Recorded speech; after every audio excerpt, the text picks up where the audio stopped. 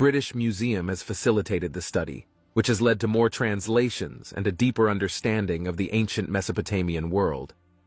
The Epic of Gilgamesh, pieced together from the fragments Layard discovered and subsequent finds from other expeditions, has been translated into numerous languages and holds an esteemed place in world literature. But beyond its literary value, the epic offers profound insights into topics like friendship, the human fear of death, and the quest for meaning and immortality. Hot topics any day. Layard's untimely death in 1894 halted his direct contributions to the field. However, his discoveries in Nineveh and Nimrud laid a robust foundation for the academic study of the ancient Near East.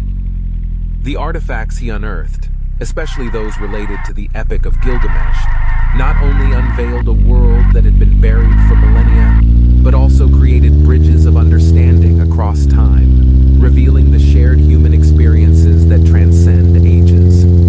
It has influenced research work on the Epic of Gilgamesh, down to the amazing discovery of Gilgamesh's tomb in modern-day Iraq. And while Layard deserved to be celebrated for excavating these tablets, the credit for their identification and translation actually goes to George Smith, an Assyriologist at the British Museum.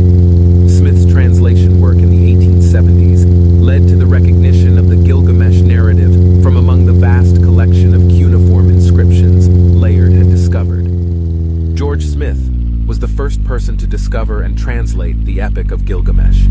His work shed new light on the ancient civilization of Mesopotamia and its connections with the biblical tradition. Smith was born in London in 1840 and grew up in a working-class family. He had limited formal education, and at the age of 14, he became an apprentice in a publishing house that specialized in engraving banknotes. However, he had another passion for languages and history, and in his spare time, he taught himself how to read and write various ancient scripts, such as Egyptian hieroglyphs, Greek, Hebrew, and cuneiform. Cuneiform was the writing system used by the ancient Mesopotamians. That was on the armor inside Gilgamesh's tomb. They just said it. Hebrew and cuneiform. Cuneiform. Hey, these waters getting deep. These waters is getting deep. Let me pause it. Egyptian hieroglyphs, Greek, Hebrew, and cuneiform. Alright, I gotta write that down. I might just have to learn cuneiform.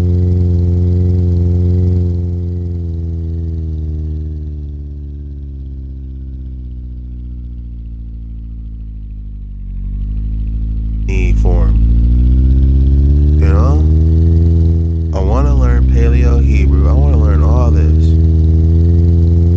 more than I want to further my English. You know, we got it backwards. You know, we go from left to right. You're really supposed to go from right to left, like Yoda.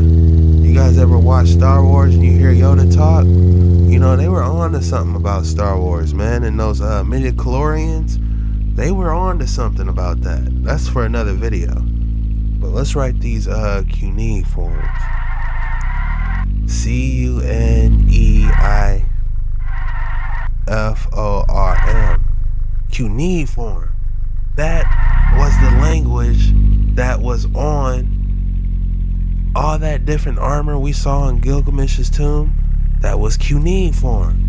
Hit that like and subscribe button if you're learning now. But if you're learning something, or if I made you laugh, definitely hit that like and subscribe button and help your boy out, man. We on these waters. But let's keep going. Cuneiform was the writing system used by the ancient Mesopotamians, who wrote on clay tablets using wedge-shaped signs. The tablets were excavated from the ruins of Nineveh, the capital of the Assyrian Empire, by Layard and other artists. Among the vast number of tablets from the library, fragments that... Damn, I didn't mean to hit that. My bad, y'all. Is this the same video? Let me try to go back.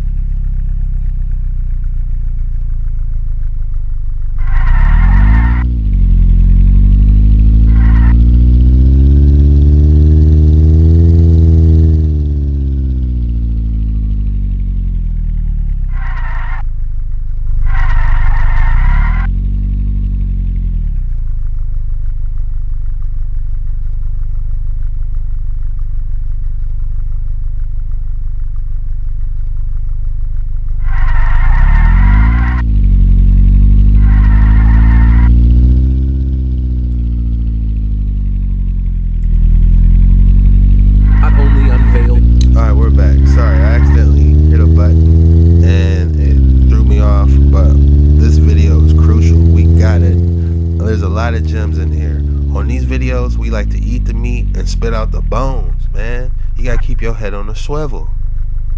Museum. Smith's translation work in the 1870s led to the recognition of the Gilgamesh narrative from among the vast collection of cuneiform inscriptions Layard had discovered. George Smith was the first person to discover and translate the Epic of Gilgamesh.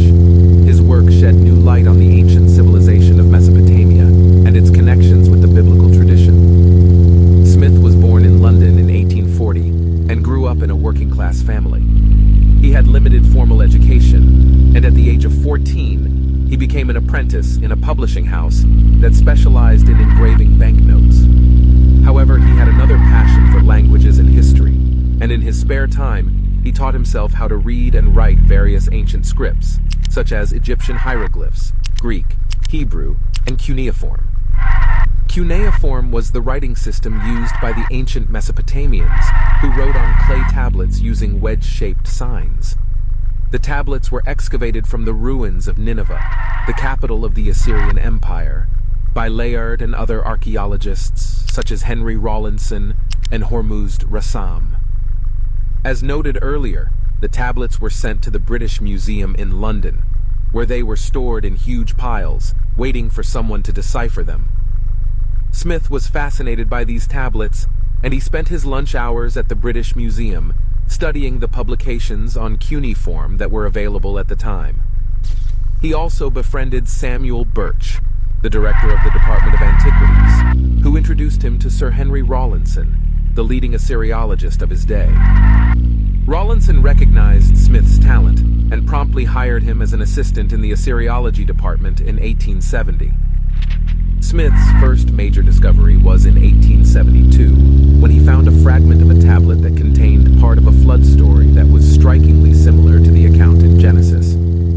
He realized that he had stumbled upon an ancient Babylonian version of the biblical narrative, which was...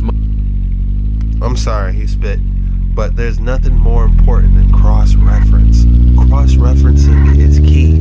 If somebody said something over here, and somebody said something, if somebody said something over here, and somebody said something over here, and there's no way these two could have communicated, they gotta be telling the truth. If this person haven't talked to this person ever, and this person lives on the other side of the globe, and this other person lives on the other side of the earth, there's no way, that they're lying. Much older than the Hebrew one. He published his findings in a book titled The Chaldean Account of Genesis, which caused a sensation among scholars and the public alike. He also gave a lecture at the Society of Biblical Archaeology, where he read aloud his translation of the flood story from the tablet. The audience was amazed by his dramatic presentation, which ended with him jumping up from his seat and exclaiming, "I am the first man to read that after more than 2,000 years of oblivion."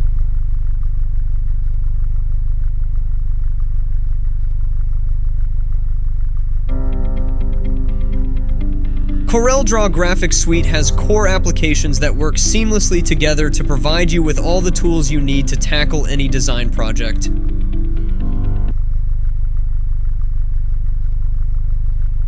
Smith's discovery sparked a great interest in the Epic of Gilgamesh, which was the larger context of the flood story. Smith wanted to find more fragments of the epic and complete his translation. He received funding from the Daily Telegraph newspaper to conduct an expedition to Nineveh in 1873.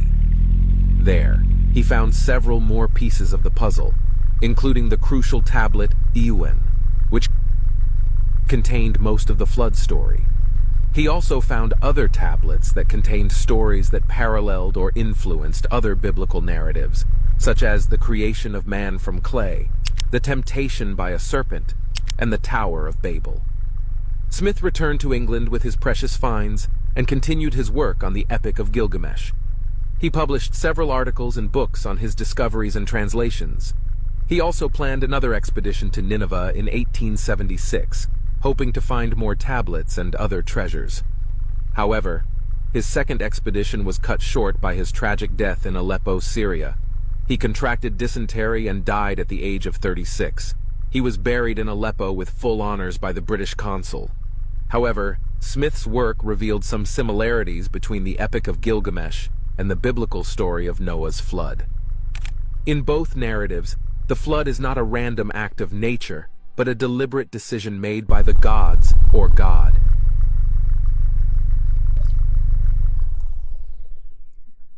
Oh my God, that video was fire. There was so many gems. I couldn't write it all down, but we can go back and dissect it.